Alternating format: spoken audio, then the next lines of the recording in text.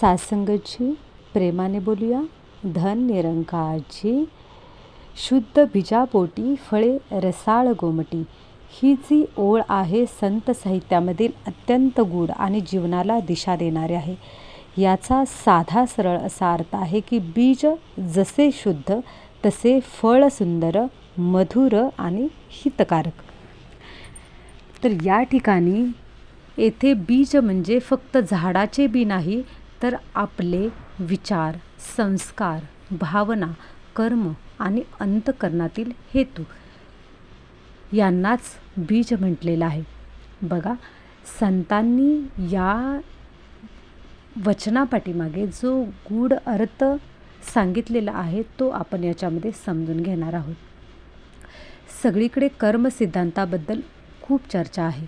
आपण पाहतोय की यूट्यूबवरती असेल, इंस्टावरती असेल, फेसबुकवरती असेल, असे कितीतरी अशा सोशल मीडियाच्या ठिकाणी असेल किंवा कीर्तनामध्ये असेल, प्रवचनामध्ये असेल किंवा कोणत्या ठिकाणी आध्यात्मिक प्रोग्राम सुरू असेल किंवा एखाद्या संत साहित्याचं वाचन सुरू असेल, तरी त्या ठिकाणी आपल्याला कर्म सिद्धांतावरती जास्त जोर दिला जातो.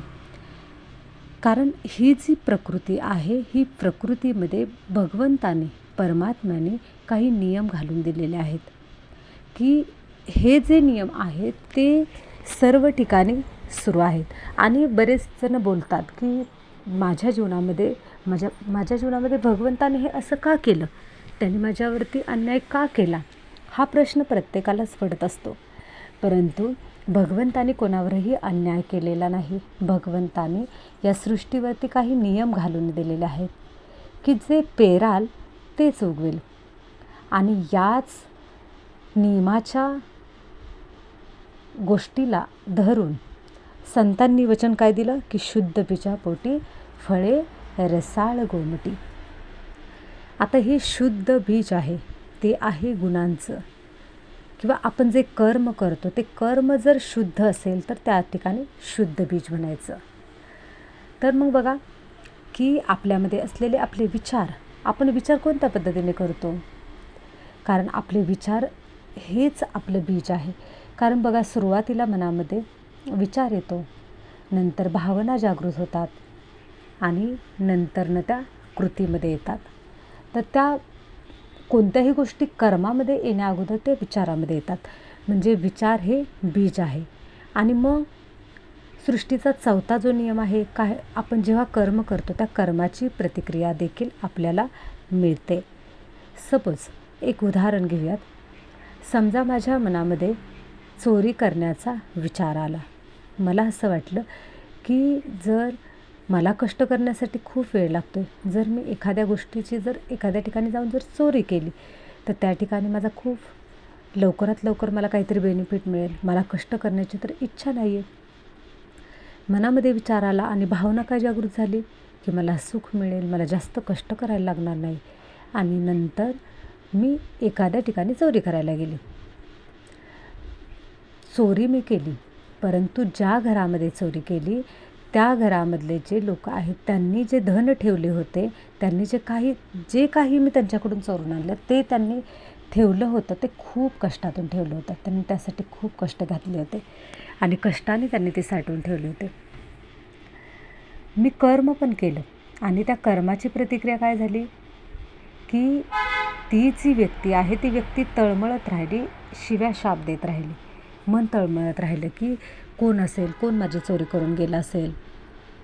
त्याच्या जीवनामध्ये सुद्धा काही कल्याण होणार नाही, त्याच्या जीवनामध्ये खूप सारे अडथळे येतील, त्याचं खूप सारं धन निघून जाईल. त्यावेळेस त्याला कळेल की माझं धन घेतलं, त्यावेळेस त्याला माझ्या भावना कळतील की त्याचं धन गेल्यानंतर त्याला काय वाटतं ते. असं खूप सारे रिॲक्शन त्या पुढच्या व्यक्तीकडून येतात. आणि मग ही जी संपूर्ण प्रकृती आहे, ही 5 तत्त्व आहेत. या 5 तत्वांमध्ये एक व्हायब्रेशन आहे आणि ते व्हायब्रेशन काय करतं, आपल्याला आपण जे दिलं आहे ते आपल्याकडे खेचून आणतं. म्हणजे भगवंतानी हा जो नियम दिलेला आहे की जे पेराल तेच उगवेल. म्हणजे काय, तर तू जे देणार आहे तेच मिळणार आहे.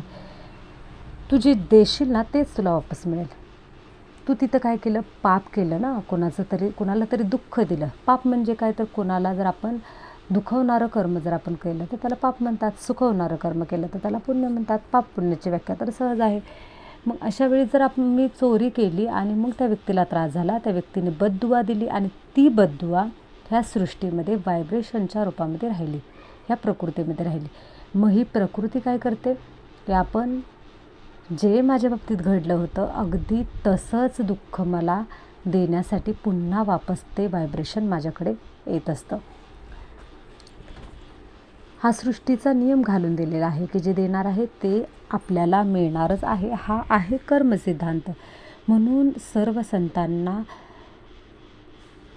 प्रत्येक लोकांबद्दल खूप कळवळा होता. विशेषतः जे चांगले वागत होते त्यांच्याबद्दल तर कळवळा होताच, परंतु जे वाईट वागत होते त्यांच्याबद्दल देखील संतांना कळवळा होता. आपण पाहिलेलं आहे की संतांच्या जीवनामध्ये असे कितीतरी किस्से आहेत की त्यांच्या समोरून व्यक्ती खूप वाईट आली. गौतम बुद्धांच्या जीवनामधले घटना आहे की जेव्हा अंगुलीमाल राक्षस होता, राक्षस त्याला का म्हटलेलं आहे त्यांनी, कारण खूप लोकांना मारायचा. ॲक्च्युली राक्षस म्हणजे काय असं 2 शिंग दात वगैरे असलेलं असं काही नव्हतं.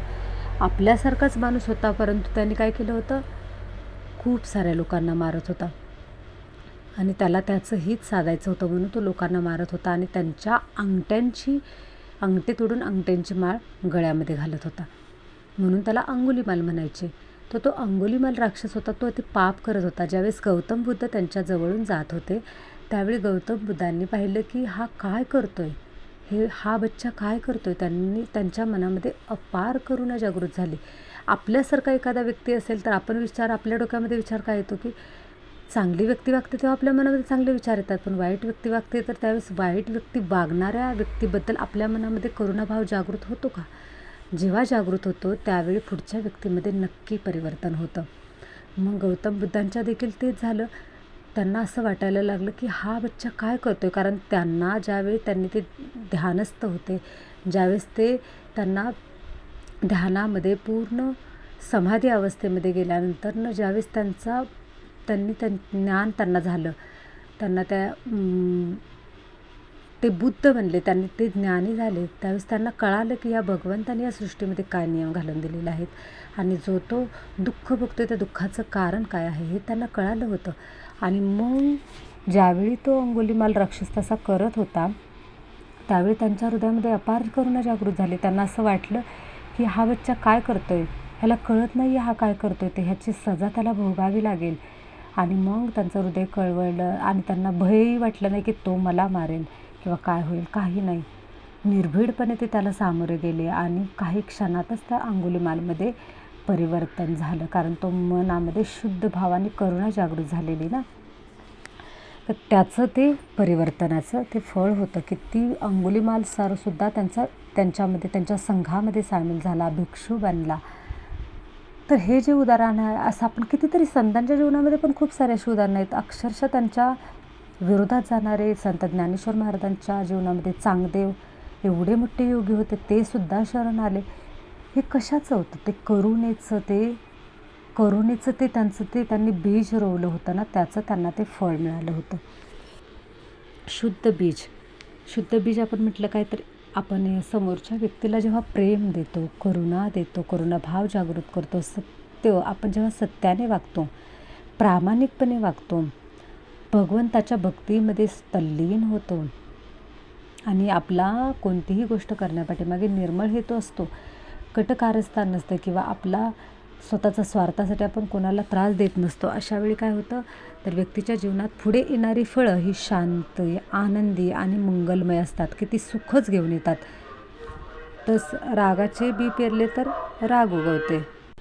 याच्या उलट काय तर जेव्हा आपण रागाचं बी पेरलं तर दुःख उगवतं. आपल्याला माहीतच आहे की आपण जर रागाचं बीज पेरलं तर त्यावेळी काय होणार आहे, व्हायब्रेशन ह्या सृष्टीमध्ये निगेटिव्ह पसरणार आहेत आणि तशाच पद्धतीचं पुन्हा रिॲक्शन आपल्याकडून येणार. समजा एखाद्या व्यक्तीला आपण रागवलो की ती समोरची व्यक्तीसुद्धा रागवते, कारण आपण जसं दिले तेच समोरून येणार ना. म्हणजे राग दिला तर राग येणार, लोभाचं बी पेरलं तर असंतोष वाढतो.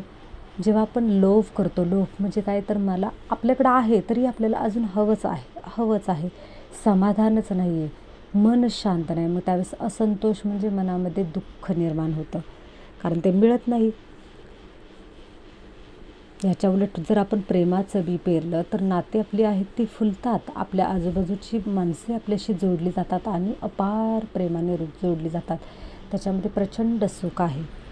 भक्तीचं जर बी पेरलं तर अंतःकरण निर्मळ होतं आणि जेव्हा अंतःकरण निर्मळ होतं त्यावेळेस आपल्यालाच खूप सुखदायी वाटायला लागतं, खूप शांत वाटायला लागतं, खूप प्रेममय वाटायला लागतं, खूप आनंदमय वाटायला लागतं.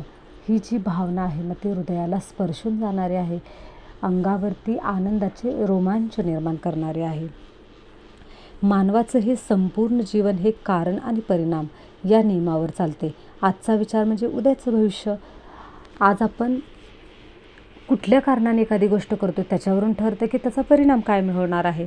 मनात सतत जे विचार फिरतात तेच हळूहळू स्वभाव बनतात. स्वभाव कर्म घडवतो आणि कर्म भविष्य निर्माण करत असते. म्हणूनच संत सांगतात की आधी मन शुद्ध करा, कारण प्रत्येक कृती आधी विचाररूप बीज बनून जन्म घेते. कारण संतांना माहीत होतं की हे जे माणसाचं मन आहे जे जितकं मलिन आहे ना तितकं ते दुःखाचं कारण आहे. माणसाचं मन जितकं मलिन आहे ना तितकं ते व्याकुळ आहे. व्याकुळ मन हे कधीही दुःखीच राहतं आणि आपल्यामध्ये असलेले जे षडविकार आहेत ते आपल्याला व्याकुळ करतात. परंतु जेव्हा आपण चांगल्या गुणांमध्ये वागतो, चांगल्या गुणांनी जगतो, त्यावेळी मात्र आपलं मन हे शांत राहतं. शुद्ध बीज म्हणजे काय तर अहंकार रहित भक्ती, निष्काम कर्म आणि निर्मळ चित्त. अशा मनातून केलेलं नामस्मरण असू दे, ध्यान असू दे किंवा सेवा असू दे हे अत्यंत प्रभावी होतं. मन अतिशय गलिच्छ आहे आणि आपण वरून कितीही सेवा करतो तर ती सेवा फलदायी होत नाही, पूर्णपणे ती काही कामाची राहत नाही. परंतु जेव्हा आपण निर्मळ भावनेने सेवा करतो त्यावेळेस ती सेवा देखील फलदायी ठरते. अशा मनातून केलेलं नामस्मरण असू दे, मग ध्यान असू दे किंवा सेवा असू दे, अत्यंत प्रभावी ठरते. ज्यांच्या अंतःकरणात कपट नाही त्याच्या जीवनात भगवंताची कृपा ही सहज उतरते. दैनंदिन जीवनातलं उदाहरण घ्यायचं झालं तर बघा, जर आई वडील मुलांशी प्रेमाने संयमाने वागले तर मुलांमध्येही चांगले संस्कार निर्माण होतात. जर समाजामध्ये सतत द्वेष पेरला तर अशांतता वाढते. म्हणून प्रत्येक क्षणी आपण कोणते बी पेरतो आहोत हे आपले आपणच पाहणे जागरूकतेचे एक लक्षण आहे. तर हे जे आपण चिंतन आज पाहिलं, या चिंतनाचा संपूर्ण निष्कर्ष काय आहे तर शुद्ध बीजापोटी फळे रसाळ गोमटी ही केवळ म्हण नाही तर संपूर्ण जीवनसूत्र आहे. मन शुद्ध असेल तर शब्द शुद्ध होतात, शब्द शुद्ध असतील तर कर्म शुद्ध होते आणि कर्म शुद्ध असेल तर जीवन सुंदर आणि शांत बनते. म्हणून चांगले विचार प्रेम पेरा, भक्ती पेरा, कारण जीवनात उगवणारी प्रत्येक फळे ही आपल्या अंतःकरणातील बीजांवरच अवलंबून असतात. आजचा हा व्हिडिओ आपण इथेच थांबूयात. सर्वांनी चिंतन करा. सर्वांच्या जीवनामध्ये सुख, समृद्धी, आनंद भरभरून येऊ दे. सगळ्यांचं कल्याण होऊ दे. सर्वांच्या जीवनामध्ये अपार खुशी, भरभराट, समृद्धी येऊ दे आणि सर्वांचं मंगल होऊ दे. धन्य निरंकारजी.